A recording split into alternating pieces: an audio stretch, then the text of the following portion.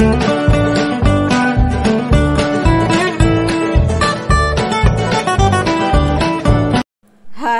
Hello friends, అందరికీ నమస్కారం అండి.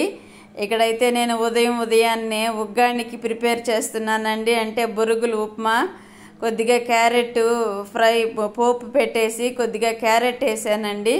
అందులో ఏదో వెంట్రుక లాగా అనిపించింది, కానీ వెంట్రుక కాదండి, క్యారెట్ తురిమి కొంచెం ముదిరింది ఉంది. అందుకని అది నారలాగా వస్తే వెంట్రుకేమో అని చూశాను. ఇదిగోండి, క్యారెట్ ఉడికేలోపు ఇటుపక్క క్యాబేజీ ఫ్రై చేద్దామనేసి ట్రై చేస్తున్నానండి.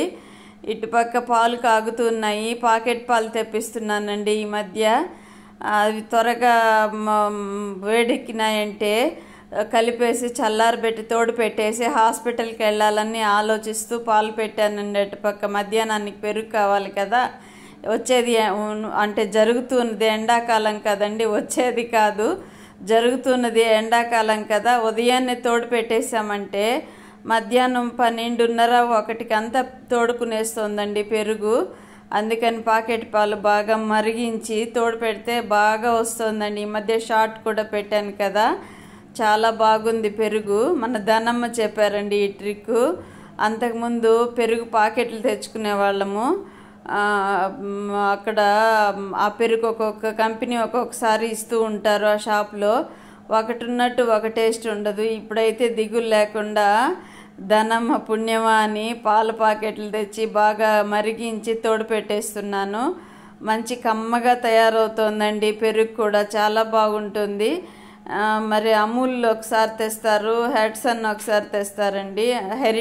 హెడ్సన్ కాదు, హెరిటేజ్ పాలు ఒక్కొక్కసారి ఒక్కొక్క కంపెనీ తెస్తారు. ఏ కంపెనీ తెచ్చినా సరే మనం మరిగించి బాగా ఎర్రగా కాచి తోడు పెట్టామంటే బాగా ఉంటుందండి పెరుగు. ఇక్కడైతే క్యాబేజీ ఫ్రైకి పోపు పెట్టాను. పోపు వేగిన తర్వాత క్యాబేజీ పెట్టేశానండి. అందులో సన్నగా కట్ చేసి పెట్టుకున్నాను క్యాబేజీ.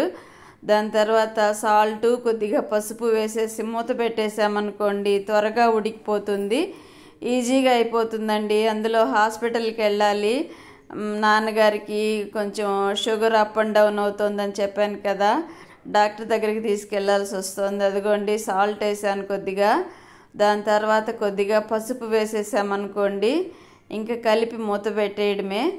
చాలా టేస్ట్గా ఉంటుందండి. ఇందులో కావాలనుకుంటే వేరుశనగకాయల పొడి కూడా వేసుకోవచ్చు. మీరైతే పచ్చిమిర్చి అవన్నీ కూడా వేస్తారేమో కదా, నేనైతే ఎండుమిర్చి వేశాను. ప్లీజ్ ఫ్రెండ్స్, చూసిన వాళ్ళు ఒక లైక్ చేయండి, నాకు ఎంకరేజ్మెంట్ ఇచ్చిన వాళ్ళు అవుతారు కదా. ఎవరైనా సరే ఎదుటి వాళ్ళని ఎంకరేజ్ చేస్తేనే కదండి వాళ్ళు కూడా ముందుకు వెళ్తారు. పిల్లలకు కానీ పెద్దలకు కానీ మీరు బాగా చేస్తారు, మీరు బాగా చేయగలరు, మీరు మంచిగా అభివృద్ధిలోకి రాగలరు అని మనం ఫోర్స్ ఇచ్చినప్పుడే వాళ్ళు కూడా ఆ విధంగా చేయగలుగుతారు. మహావీరుడు హనుమంతుడి కూడా ఉదాహరణ చెప్తారు కదండి, అతని శక్తి అతనికి తెలియదు. మరి అతనికి పొగిడాము అంటే అతనికి ఎక్కడ లేని బలం వచ్చేస్తుంది. అలా కొందరు ఉంటారండి, కానీ నాకు అలాగనిపించదు. నా కర్తవ్యాన్ని నేను కరెక్ట్గా చేస్తున్నానా లేదా అని చూస్తూ ఉంటాను. ఇక్కడ తురిమిన క్యారెట్ ఎక్కువైందండి, అందుకని తీసి బాక్స్లో వేసి ఫ్రిడ్జ్లో పెట్టాను.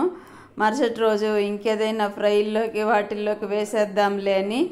ఎక్కువగా వేస్ట్ చేయాలనిపించదండి, ఎప్పటికప్పుడు పొదుపు చేసుకొని ఉండే దాంట్లో సర్దుకుంటూ వాడుకోవడమే మంచిది కదా. మరీ ఓపిక లేనప్పుడు కొన్నిసార్లు నాకు వస్తువులు పాడైపోతుంటే అప్పుడు చాలా బాధేస్తుందండి. ఇంత డబ్బుతో పెట్టి తెచ్చింది ఇలాగ వేస్ట్ అయిపోయింది అనిపిస్తుంది. ఇదిగోండి ఉప్మా కూడా రెడీ అయిపోయింది.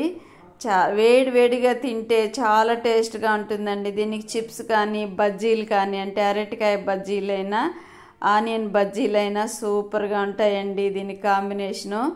అయితే హాస్పిటల్కి వెళ్ళాలని చెప్పాను కదా, ఆనియన్ బజ్జీలు వేసే ఓపిక లేదు, అరటికాయ బజ్జీలు వేసే ఓపిక లేదు. చిప్స్ ఉన్నాయి ఇంట్లో, పొటాటో చిప్స్ ఉన్నాయి, వాటితో సర్దేసుకుందాంలే అనుకొని వేపుతున్నానండి. బొరుగులు కూడా వేసేసాను క్యారెట్ ఉడికిన తర్వాత.